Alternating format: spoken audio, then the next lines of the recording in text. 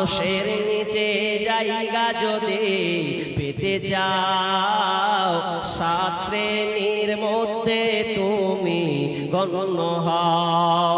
আরশের নিচে জায়গা যদি পেতে চাও, 7 শ্রেণীর মধ্যে তুমি গণ্য হও।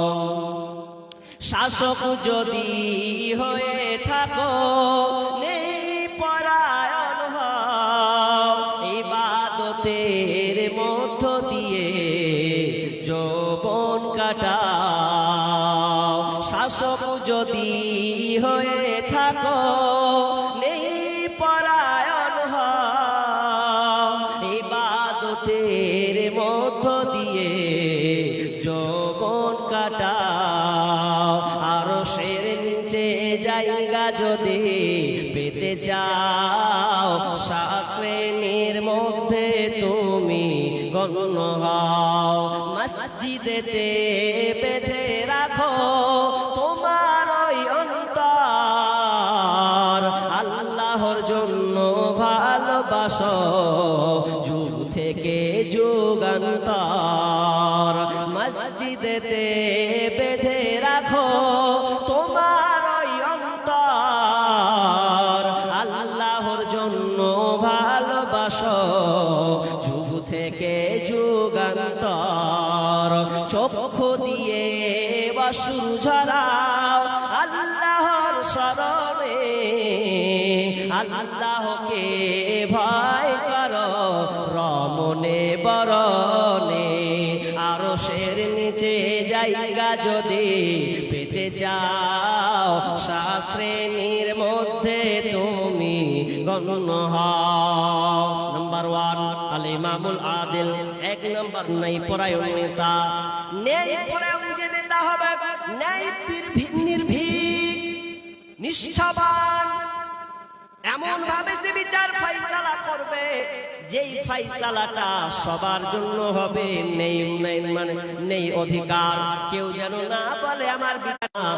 যদি কোনো ব্যক্তি নেই নিষ্ঠাবানের সঙ্গে বিচার ফাইসালা করে, ওই ব্যক্তিটা আরশের নিচে ছায়া পাবে।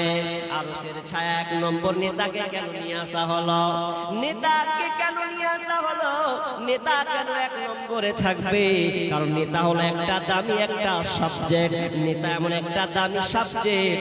সমাজের নেতা যদি সুন্দর হয়, সমাজের নেতা যদি আমানতদারিতা হয়, সমাজটা সুন্দর যাবে। আপনাকে একটা উদাহরণ বলি।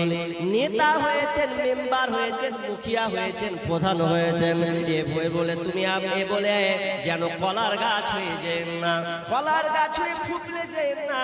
খবরদার, এটা আল্লাহ আপনাকে সম্মান দিয়েছেন।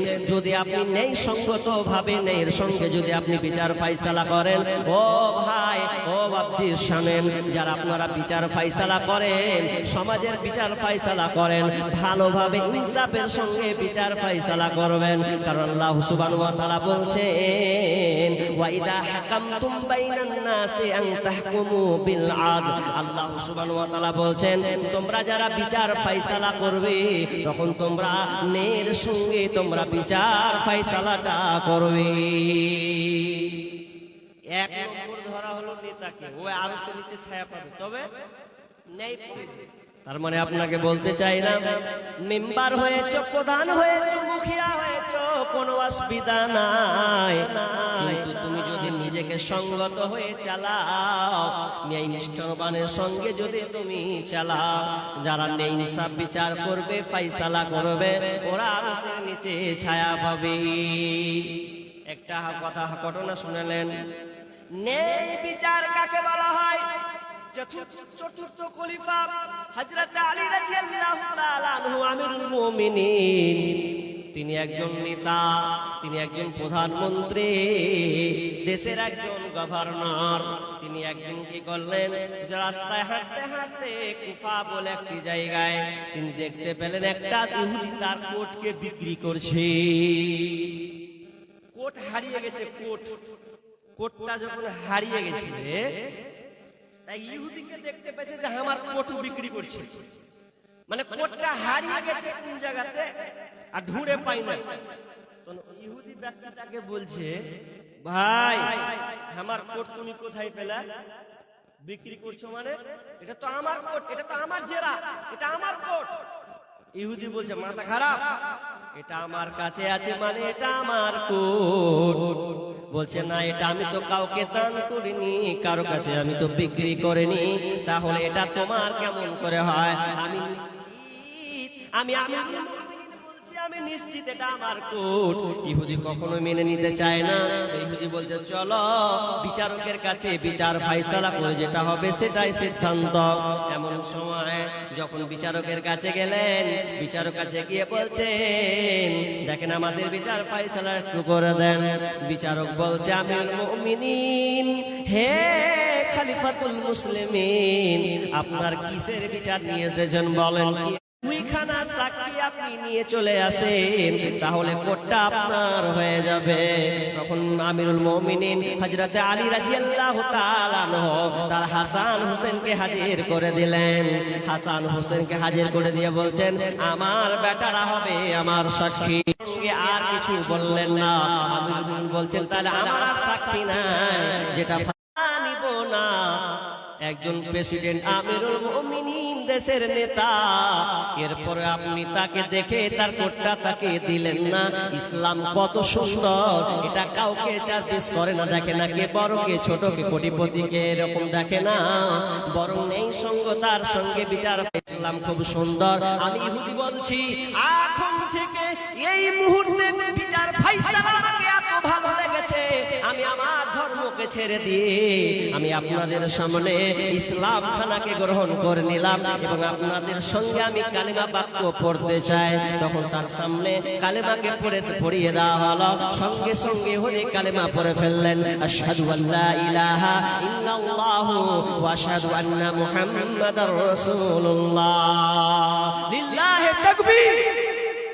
দেখেন, ইহুদি একটা বিচারটা দেখলো যে কেমন বিচার, তো নিজের ধর্ম ছেড়ে দিয়ে ইসলামকে আঁকড়ে নিল। না, এর মতন ধর্ম, এর মতন দিন দ্বিতীয় আর কোথাও নাই। যে ধর্মে ন্যায় নির্ভীক বিচার ফাইসালা করা হয়, এটাকে আমি গ্রহণ করে নিলাম। তখন হযরত আলী তখন বলছেন, ভাই তুমি তো এখন আমার ভাই, অতএব আমি এ কোট নিব না, এ কোট আমি তোমাকে দান করে দিলাম এবং তোমার এর বিনিময়ে আরেকটা তোমাকে গিফট করলাম, আমি তোমাকে দ্বিতীয় ঘোড়া দান করে দিলাম। এই জন্য আল্লাহ সুবহানাহু ওয়া তাআলা বলছেন, যারা নেই নির্ভীকের সঙ্গে নেই পরতার সাথে বিচার ফাইসালা করবে, খবরদার সর্দার মরল, যখন তুমি লোকের বিচার করবে তখন তুমি খবরদার বেটা আছে ভাতিজা আছে ওর দিকে মেরে দিবে, এটা কখনো যেন না হয়। ওয়াইদা কুলতুম ফাদিলু, ওয়াইদা কুলতুম ফাদিলু ওয়ালাউ কানা দা কুরবা, যখন তোমরা কথা বলবে স্বজনের বিরুদ্ধে গেলেও নেই কথা বলবে, সত্য কথা বলবে, বেটাকে বাঁচাবে, ভাতিজাকে বাঁচাবে, এটা আমার বংশের ছেলে, ওকে বাঁচাতে হবে, কেসটাকে বিচারটাকে ঘুরিয়ে দিবেন, খবরদার না। তাহলে আপনার মতন নিষ্ঠুর, আপনার মতন বেঈমান মেম্বার প্রধান মোড়লকে আল্লাহ আরশের নিচে ছায়া দেবেন না, পাবেন না আরশের ছায়া, আপনি অসম্ভব, আপনি পাবেন না। তাহলে এক নম্বর কারা পাবে? যারা নেই পরায়ণতার সাথে বিচার ফাইসালা করবে, ও আরশের নিচে ছায়া পাবে। এবার ভাবেন, এতক্ষণ তো শুনলেন সবকিছু, এবার ভাবেন বর্তমান প্রেক্ষাপট যারা দায়িত্বে আছে, বলেন আরশের ছায়া পাবে? মনে হচ্ছে পাবে। মেম্বার প্রধান, আপনাকে মেম্বার প্রধান কেমন আছে জানি না, আগে মেম্বার প্রধানকে রাস্তা করতে দিয়েছে 10 ইঞ্চি মোটা, মেরে দেখে 2 ইঞ্চি, চল হট, 8 ইঞ্চি উঠে গেল, চলে গেছে 8 ইঞ্চি। তুমি আরশের ছায়া নেবে? জি নেই, 8 ইঞ্চি পকেটে আর 2 ইঞ্চি রাস্তায় ফেলে দিয়েছে। এখন বিচার হিসাব বুঝিয়ে দিও, যারা বিচার ফাইসালা করছেন বা যারা দায়িত্বে আছেন তাদের একটা কথা বলি, এটা মানে বৃদ্ধি হাদিস, মানে এই বাইক থেকে কি বিচারের ময়দানে ওর হাত বাঁধবে তো বাঁধবে, আর একটা অপমানজনক জিনিস করবেন কি জানেন তো? পতাকার পেছনে ওর পাছাতে খাড়ো করে পুঁতে দেবেন। কার পেছনে? মেম্বার, প্রধান, এমএলএ, এমপি, মন্ত্রী, যত লোক পদে আছে, যত লোক জনগণের দায়িত্ব ছিল, সব দায়িত্ব যদি বেসামাল করে দেয়, বেঈমান লাইনে চলে যায়, ধোকা মেরে দেয়, আমানতের খেয়ানতি করে, এইভাবে দাঁড়িয়ে থাকবে। আর দুনিয়ার লোক, কাটিহারের লোক বলবে উমুকের বেটা নাকি জয়দুরের বেটা মেম্বার লাগে, ওই যে মুখিয়া যে দেখছি ওর পেছনে হাত বাঁধা আছে, জি হাদিহি ফুলান ইবনে ফুলান, এটা কি অমুকের বেটা নাই? প্রধান হয়েছিল, মুখিয়া হয়েছিল, ওই কি আমাদের নয়? বলবে হ্যাঁ বে হ্যাঁ, ওটাই তো দেখছি, ওকে বেঁধে রেখেছে। মানুষ বলতে পারবার পাছাতে পতাকা পুঁতে দেওয়া মানে সেদিন মানুষ বুঝবে ও দুনিয়াতে লুকিয়ে লুকিয়ে জনগণের টাকা, আবাসনের টাকা, বাড়ির টাকা, রাস্তার টাকাকে, গরিবের টাকাকে বাড়িতে ভরে নিয়েছে, বুঝিয়ে দেয়নি। 5 বছর পর পেয়েছে, লাফিয়ে লাফিয়ে কুদিয়ে খেয়েছে।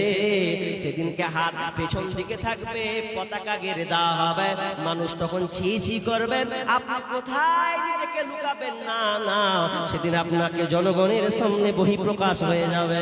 5 বছর তুমি দুনিয়াতে ক্ষমতার বহরে চালিয়ে দিয়েছো, পাওয়ার, এই দুনিয়াতে পাওয়ার তোমার খেটে যাবে, কিন্তু কিয়ামতের ময়দানে পেছনে হাত দিয়ে আসামির মতন তোমাকে দাঁড়াতে হবে। অতএব আমি আপনাকে বলছি, যদি আপনি আরশের নিচে ছায়া পেতে চান, তাহলে ভালো নেতা আপনাকে তৈরি হতে হবে।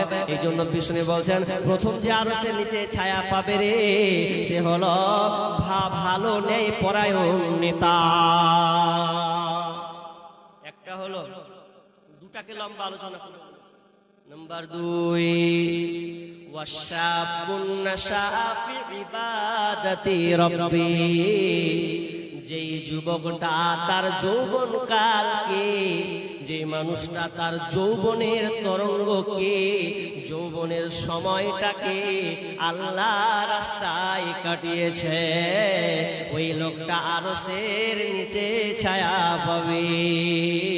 কিন্তু আজকে বর্তমানে দেখা যায় যুবক যার বয়স 25, যার বয়স হয়ে গেছে 22-30, ওর যৌবনের প্রখরতা এতটা বেশি, চুলকে করেছে তেরে নাম ঝুলিয়ে মেরেছে, লাল বর্ণের করেছে, দুই দিকে হিপ্পি করে উঠিয়ে মুরগির খোলার মতন পেরে দিয়েছে, বকরি মোটা চুল লম্বা লম্বা করে ফেলেছে, আর নিজেকে খুব বাহার দেখেছে।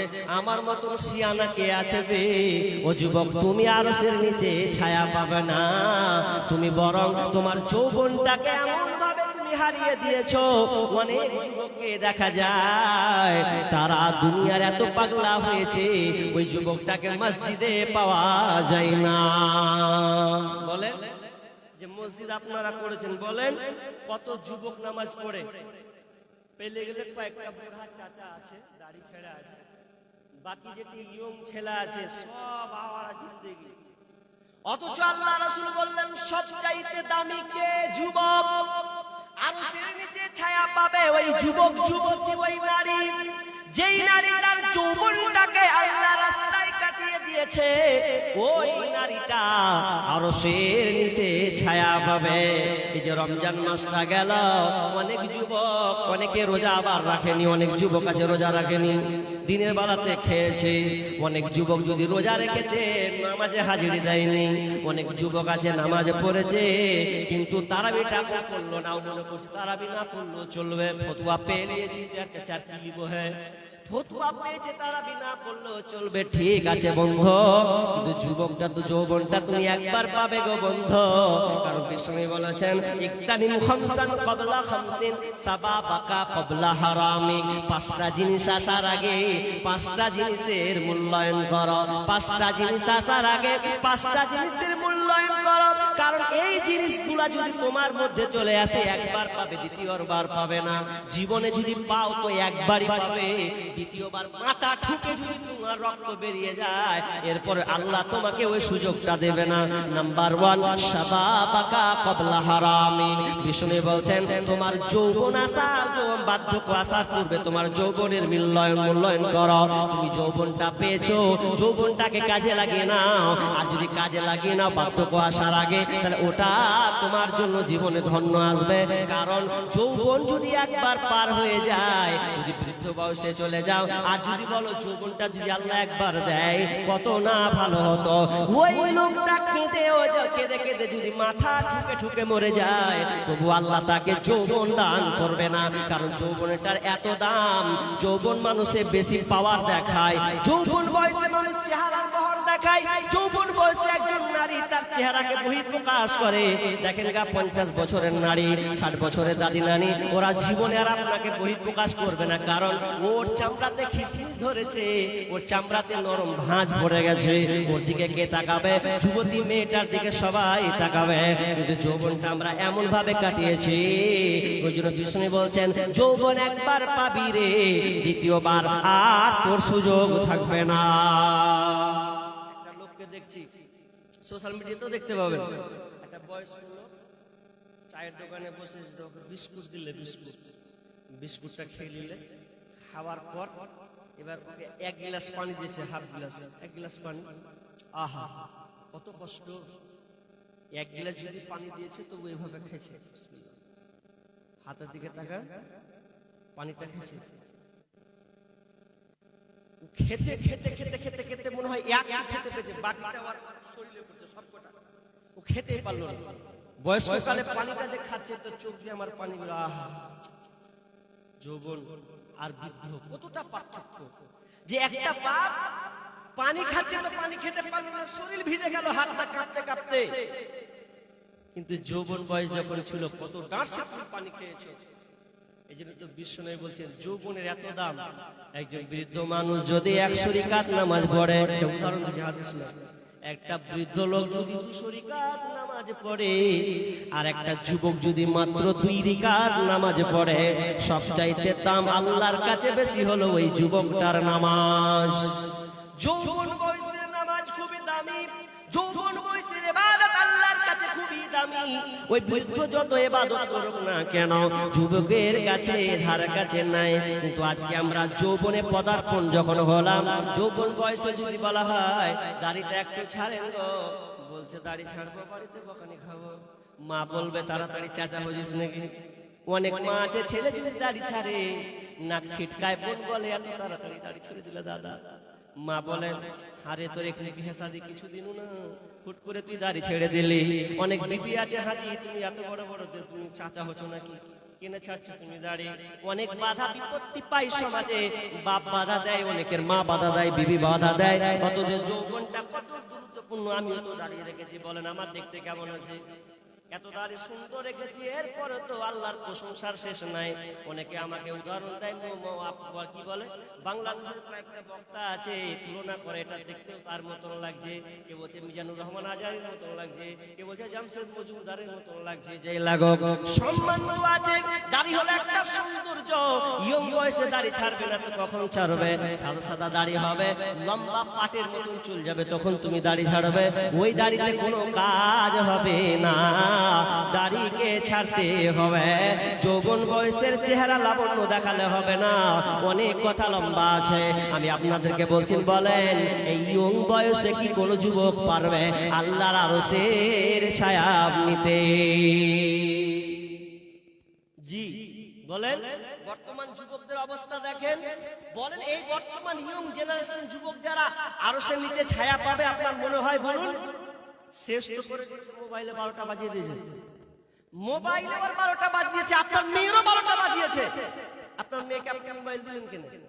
জি মোবাইল যৌবন বয়সে এক একটা হাতে, বাপরে, কোন ছেলে হাতে দেখছি অ্যান্ড্রয়েড মোবাইল 40,000 50,000, কারো কারো দেখছি আবার আইফোন নিয়ে বসে আছে, অথচ 3 বেলা ভালো করে খাইতে পায় কিনা নিয়ে আছে। আপনাকে বলুন, অনেকে বিদেশ পার্টি লোক আছে, আপনাদের দিকে বিদেশ পার্টি, আপনাদের দিকে নেই, আমাদের সবচেয়ে বিদেশ পার্টি লোক বেশি। 4 মাস 5 মাস ধরে থাকবে বিদেশে, আর ঈদের আগা দিনে চলে আসবে। ঈদের আগে দেশে খুব বহর দেখাবে, দেখ এই করেছি সেই করেছি, আর 14টা করে পকেট, হ্যাঁ পকেটে হাত দিলে 5 টাকা বাইরে ফুটানি মারবে। মানে যা ইনকাম করেছে ও 2 দিনই শেষ, ফের পাছে লাখ মেরে করে যা বিদেশ যা। টাকাটা আমরা কাই লাগাতে পারি না এমন। আর কি করছি, বাড়ি আসছি ঈদের লেগে, তোমার জন্য ঈদ, ঈদ কার জন্য? আরে ঈদ কার জন্য বলুন না, ঈদ কার জন্য? আপনি 35 দিন রোজা রাখলেন না, আপনার জন্য কি ঈদ? আপনি ভালোভাবে নামাজ পড়লেন না, আপনার জন্য ঈদ। ঈদ তো তার জন্য যে 30 দিন রোজা রাখলো, ঈদ তো তার জন্য যে আপনার সুন্দর করে তারাবির নামাজ আদায় করলো, ঈদ তো তার জন্য লাইলাতুল কদরে কেঁদে কেঁদে কেঁদে ইবাদতে বসে বসে কাটিয়ে দিল, আর সে চোখ দিয়ে পানি ফেলে, আল্লাহ আমার রোজা কি কবুল হয়েছে না হয়নি, আমার গুনাহ মাফ হয়েছে না হয়নি, এই বলে যারা কাঁদে, ঈদ তো তাদের জন্য। ওরে তোমার জন্য ঈদ নয়, তুমি ফুটানি মারবে, ঈদের আগা দিন বাড়ি আসবে আর ফাঁস কাতারে দাঁড়াবে, এটা তোমার জন্য ঈদ নয়। যারা কষ্ট করে, কষ্টে মেহনত করে 12 ঘন্টা 14 ঘন্টা ধরে রোজা রেখেছে, তাদের জন্য ঈদ। যারা ইবাদতে মশগুল থেকেছে, তাদের জন্য ঈদ। বাড়িকে ইবাদতে জাগিয়ে দিয়েছে, তাদের জন্য ঈদ। হতভাগা তোমার জন্য ঈদ নয়। কিন্তু আজকে আমরা ইবাদতকে বাদ দিয়ে ঈদের জন্য কেনাকাটা নিয়ে ব্যস্ত হয়ে আছি। ওরে তোমার জন্য ঈদ নয়, ঈদ আমার আপনার জন্য নয়, ঈদ তো তাদের জন্য যে কষ্টের সঙ্গে এই মাসটাকে সে অতিবাহিত করে দিয়েছে, চোখের পানি ফেলে ফেলে ফেলে আল্লাহর কাছে তওবা ইস্তেগফার করেছে, ওর জন্য হলো যাক। লম্বা কথা বলছি, তবে একটা কথা বলছি, বর্তমান ইয়ং জেনারেশন ছেলে মেয়ে যারা, আমি এবার নারী পুরুষ উভয়কে বলছি, ছেলে মেয়ে দুজনকে বলছি, বলুন ইবাদতে আমাদের দিন যায় হাজি, রাত 10টা হচ্ছে না হচ্ছে, বাপ মা ঘুমিয়ে গেছে, বাপ মা ঘুমিয়ে যে সারি নামাজ পড়লে তো ভাবছে যে আমার বেটি নেই পাচ্ছে,